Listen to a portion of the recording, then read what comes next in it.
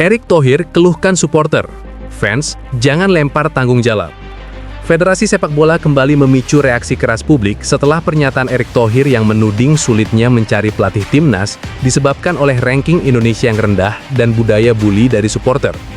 Pernyataan itu dinilai menyinggung banyak pihak yang merasa justru federasilah yang seharusnya bertanggung jawab penuh atas kondisi tim nasional saat ini. Bagi sebagian besar fans, keluhan tersebut seperti bentuk pengalihan isu, seolah federasi ingin melempar beban ke pundak supporter. Mereka menilai, masalah sebenarnya bukan pada kritik dari publik, tetapi pada ketidaktepatan dalam proses pemilihan pelatih yang kerap tidak sesuai dengan kebutuhan tim. Rekam jejak menunjukkan keputusan Erick dalam memilih pelatih sebelumnya seringkali berujung pada hasil yang mengecewakan. Nama seperti Frank de Boer saat menangani Inter Milan pada Agustus hingga November 2016 menjadi contoh bagaimana pelatih berlabel besar belum tentu cocok dengan tim yang diasuh. Kini, kasus serupa kembali terjadi bersama Patrick Kluivert yang hanya bertahan sejak Januari hingga Oktober 2025. Fans merasa dejavu mengingat situasi ini mirip dengan apa yang mereka alami dulu saat Erick juga mengambil keputusan mendadak di klub sebelumnya.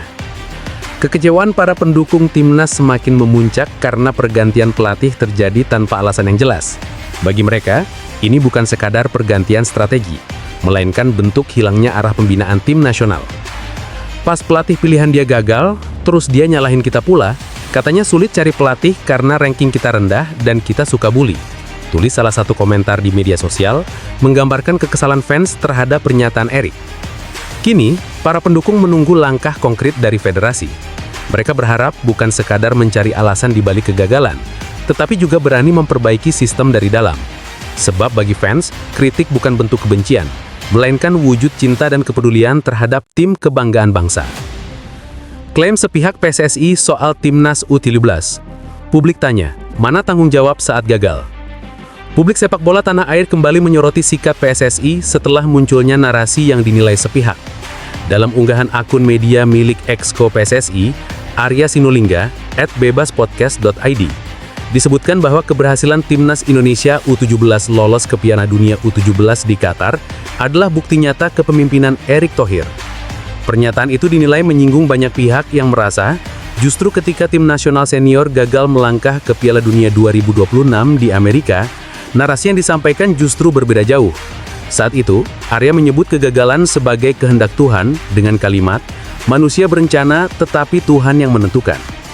Banyak yang menilai sikap seperti ini mencerminkan ketidakkonsistenan dalam komunikasi publik federasi.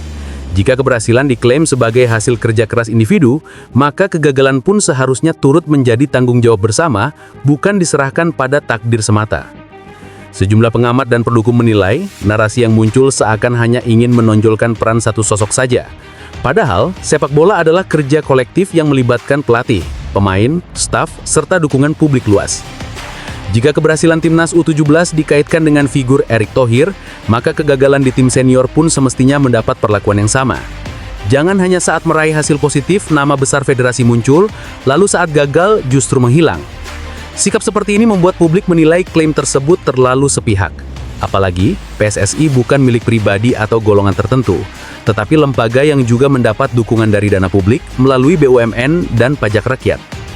Kritik yang muncul bukan untuk menjatuhkan, melainkan mengingatkan agar komunikasi federasi lebih bijak. Transparansi dan tanggung jawab dalam setiap keberhasilan maupun kegagalan menjadi hal penting untuk menjaga kepercayaan publik. Karena sejatinya, Timnas Indonesia adalah milik seluruh rakyat, bukan milik satu nama atau jabatan.